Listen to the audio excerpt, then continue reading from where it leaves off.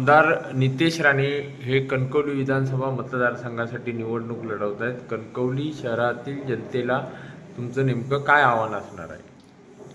मी या विधानसभेच्या निवडणुकीच्या अनुषंगाने माझ्या सर्व कणकवली शहरवासियांना आव्हान करतो की आजपर्यंत कणकवली शहराचा झालेला विकास आणि विकास हाच मुद्दा घेऊन आपण ही निवडणूक लढवतोय आणि या विकासाचे खरे शिल्पकार, कणकवली शहराच्या विकासाचे खरे शिल्पकार सन्माननीय आपले लोकप्रिय आमदार नितेश राणे साहेब आहेत।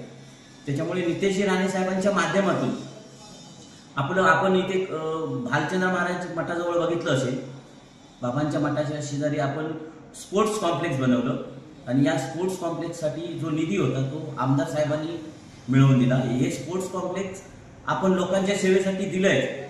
जी ही डिझाईन आहे ही पुण्यामध्ये आपण डिझाईन बघितली होती।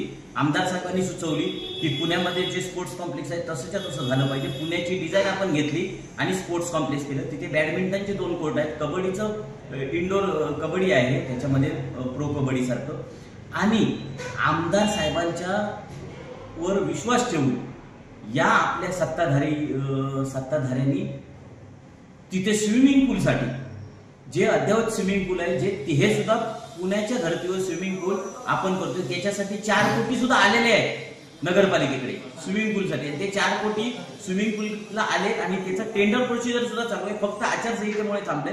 म्हणजे 4 कोटी स्विमिंग पूलसाठी आले। आपण काल परवाचं रेल्वे स्टेशनचं सुशोभीकरण बघाल, नरडवे रोडचं सुशोभीकरण बघाल, हे आमदार साहेबांमुळे आले। पोद्दार इंटरनॅशनल स्कूल जे CBSE बोर्डचं आहे ते सुद्धा सन्माननीय आमदार साहेबांमुळे आले। काल परवाचा जानवली आणि कणकवली शहर जोडणारा जो ब्रिज आहे त्याचं सर्व श्रेय आमदार नितेश राणे साहेबांना आहे। धबधबा आहे तो सुद्धा आपण पालकमंत्री साहेबांच्यामुळे आमदार साहेबांनी फॉलोअप दिल्यामुळे तो सुद्धा धबधबा आपण उभा करू शकलोय।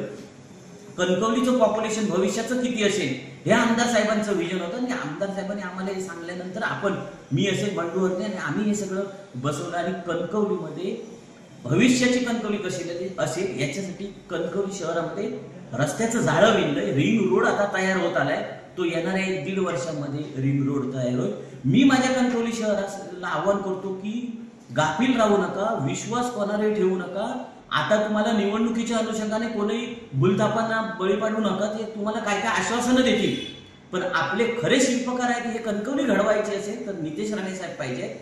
माझ्यावर विश्वास ठेवा, नितेश साहेबांवर विश्वास ठेवा, आमच्या सर्व टीमवर विश्वास ठेवा। कणकवली ही सुजलाम सुफलाम येणाऱ्या 5 वर्षात उद्या नितेश साहेब हॅट्रिक करणार तर 100% आहे। हॅट्रिक झाल्यानंतर चांगलं काहीतरी पद त्यांना राज्य शासनाकडून मिळणार आहे, सरकारकडून मिळणार आहे, आपल्या सत्ताधाऱ्यांकडून मिळणार आहे आणि त्याचा पुरेपूर फायदा हा आमदार साहेबांना होणार आहे। त्याच्यामुळे आमदार हे निवडून येणारच आहे, पण त्यांना पुढे भविष्यात मिळणारं मंत्रीपद असेल त्याचा पुरेपूर फायदा कणकवली शहरासाठी होणार आहे। म्हणून मी कणकवली शहरातल्या जनतेला सांगतो, जागरूक राहा, अजिबात गाफील राहू नका, विश्वास आमच्यावर ठेवा। नितेश साहेब निवडून आल्यानंतर जो विकास आणि होणार आहे त्याच्या 10 पटीने होणार आहे। त्याच्यामुळे मी कणकवली शहरातील जनतेला आवाहन करतो की हीच वेळ आहे, आपण जास्तीचं मतदान हे कणकवली शहरातून नितेश साहेबांना दिलं पाहिजे। लाईक साहेब, तुम्ही कणकवली शहराचे नगरसेवक राहिला होता, राष्ट्रवादी काँग्रेसची जिल्हाध्यक्ष आहात, तर काय भूमिका असणार आहे तुमची? आता नगराध्यक्षांनी सांगितल्याप्रमाणे एक मी स्पष्टपणे भूमिका मांडू इच्छितो। तसं पाहिलं तर 2008 पासून कणकवलीच्या जनतेने राणे साहेबांकडे कणकवली शहर दिलेलं आहे आणि 2008 सालापासून या नगरपंचायतीवरती सत्ता राणे साहेबांची आहे। त्यानंतर नितेश साहेब आमदार झाले, त्यानंतर बरेच काही सत्तेत असताना ज्या काही सुधारणा कणकवली शहरात झाल्या त्या सुधारणा पूर्णतः राणे साहेबांच्या कारकिर्दीतल्या झालेल्या आहेत आणि जेणेकरून नगरपालिका किंवा महानगरपालिका क्षेत्रात झाल्या नसतील अशी सेवा सुविधा गेल्या 5 वर्षात माझे मित्र नगराध्यक्ष समीर नलावडे यांच्या नेतृत्वाखाली कणकवली शहरात आमदार नितेश राणे यांच्या संकल्पनेतून घडलेले आहे। आता नगराध्यक्षांनी सांगितल्याप्रमाणे ज्या काही सुविधा या शहरात आल्या त्या पूर्णतः आमदार नितेश राणे यांनीच पुरवलेल्या आहेत आणि सत्ता असो अगर नसो त्यांनी योग्य तो निधी या नगरपंचायतीला देण्याचा पूर्णपणे पाठपुरावा करून त्यांनी शासनाकडनं निधी आम्हाला दिलेला आहे आणि कणकवली शहरातली या भालचंद्र बाबांच्या भूमीतली जनता सुज्ञ आहे. कोणाला काय मतदान करायचं आणि ऑलरेडीच लोक म्हणतात की आमदार हॅट्रिक करणार, ते खरं आहे. आणि त्यांनी या गेल्या 10 वर्षात जे काम केले, ज्याप्रमाणे राणेसाहेबांनी आपला ठसा उमटवला या तळ कोकणात, आपल्या सिंधुदुर्गात म्हणा किंवा कोकणात, त्यांच्या पायावर पाय ठेवून चालणारे आमचे आमदार आहेत.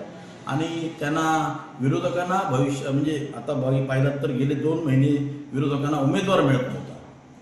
उमेदवार ह्यांच्यासमोर कोण उभा करायचा, म्हणजे कोणाचा बळीचा बकरा करायचा, ही परिस्थिती होती. आणि शेवटी आता विरोधक आहेत, लोकशाही आहे, कोणीही निवडणुकीला सामोरं जाणार. पण आज आम्ही ठामपणे सांगू इच्छितो, कणकवली शहरात आज समीर नलावडे यांच्या नेतृत्वाखाली आम्ही पूर्णपणे 17च्या 17 वॉर्डांमध्ये नितेश साहेबांना 2000च्या वर मताधिक्य देण्याचं ठरवलेलं आहे. आणि ह्या शहरातील जनता सुज्ञ आहे आणि ह्या शहरातल्या बारीक सारीक लोकांची कामं नगराध्यक्ष म्हणून समीरने केली आहेत. जी आपल्याला होतात ती त्याने केली. त्याचप्रमाणे आमदारांनी प्रत्येकाशी संपर्क ठेवून त्यांची कामं मार्गी लावलेली आहेत. ती देवस्थानाचं काम असू दे किंवा इतर समाजाचं काम असू दे, त्यांनी प्रामुख्याने धडाडीने आपली कामं पूर्ण केलेली आहेत. त्याचप्रमाणे कणकवली शहरातून गेलेला हायवे तो कसा चांगल्या दर्जाचा व्हावा यासाठी सुद्धा पाठपुरावा करून त्यांनी योग्य पद्धतीने वेळ पडल्यास त्यांनी याला वाचा फोडून त्या हायवेचं काम उत्कृष्ट दर्जाचं करण्यासाठी तुरुंगात जाण्याचं सुद्धा काम केलेलं आहे. आणि अशा प्रकारची अनेक कामं त्यांनी केली आहेत. आणि काम करताना कुठल्या पक्षाचा आहे, कोण आहे, त्यांच्या समोर गेलेल्या माणसाचं त्यांनी काम केलेलं आहे. त्यामुळे येणाऱ्या काळात त्यांना प्रचंड बहुमताने ते निवडून येतील. आपल्या मतदारसंघात तर त्यांना मताधिक्य असेलच, पण शहरात आम्ही एक निर्धार केला आहे की आम्ही त्यांना 2000च्या बाहेर मताधिक्य देणार हे निश्चित आहे. त्याचबरोबर नवाज खानी हे अपक्ष उमेदवार आहेत, मुस्लिम समाजाचे उमेदवार आहेत. काय त्यांचा फरक जाणवेल आणि त्यांच्याबद्दल आपली महायुतीचे घटक पक्ष म्हणून तुमची काय भूमिका असणार आहे? त्या माणसावर बोलणं म्हणजे ते थोडंसं आम्ही कमी झालं जातो. कारण त्या माणसाचं कुठे नाव नाही, गाव नाही, त्याचा काही संबंध नाही समाजाशी. आणि अशा माणसाने ठीक आहे, लोकशाही आहे, लोकशाहीत त्यांनी प्रत्येकाला अधिकार असतो मतदानाला उभं राहणे, उमेदवार म्हणून किंवा काय. पण त्यांनी आमदारांसारखं नितेश साहेबांवरती बोलणं म्हणजे फार धाडस करण्याचं. पण ह्याच्या पुढे त्यांनी काय बोलू नये अशी त्यांना माझी आग्रहाची विनंती आहे. आणि सिंधुदुर्गातला मुस्लिम समाज हा पूर्ण ज्ञात आहे. राणेसाहेबांच्या या सिंधुदुर्गातल्या आगमनानंतर राणेसाहेबांनी ज्या पद्धतीने मुस्लिम समाजाला न्याय दिलाय त्याच पद्धतीने नितेश साहेबांनी सुद्धा दिला. तो अल्पसंख्याकांचा निधी गेल्या जानेवारी महिन्यात अल्पसंख्याकांचा निधी कणकवली शहराला मला सांगून नितेश साहेबांनी 40 लाखाचा निधी आमच्या कब्रस्ताना असू दे, मशीद असू दे, ह्यांना त्यांनी आपला अल्पसंख्याकांचा निधी दिला. आणि हे लोक सांगतात मुसलमान आणि हे असं राजकारण, ते ठीक आहे.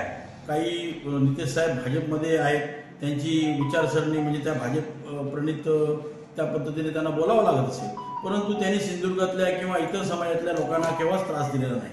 आणि पाहिलात तर जास्त करून लीलावती किंवा इतर चांगल्या हॉस्पिटलमध्ये नितेश साहेबांनी प्रामुख्याने मुस्लिम समाजाच्या लोकांना उपचार दिलेले आहेत.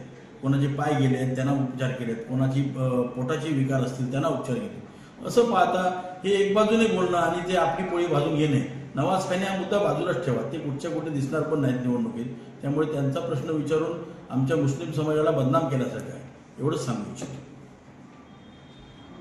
नगराध्यक्ष साहेब, तुमचा आता भविष्यात विजन काय असणार? आमदार नितेश राणे हे विजयी उद्याच्या निवडणुकीमध्ये झाल्यानंतर तुम्ही कुठल्या मुद्द्यावर जनतेला आवाहन कराल की काय तुम्ही अजून विकास कामं पुरी करणार?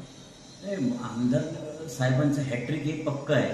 कारण जो मतदारसंघातून वाढता प्रतिसाद बघितला, जिथे तिथे मिटिंगा होत्या तिथे जो बघितलाय प्रतिसाद तो भरघोस आहे.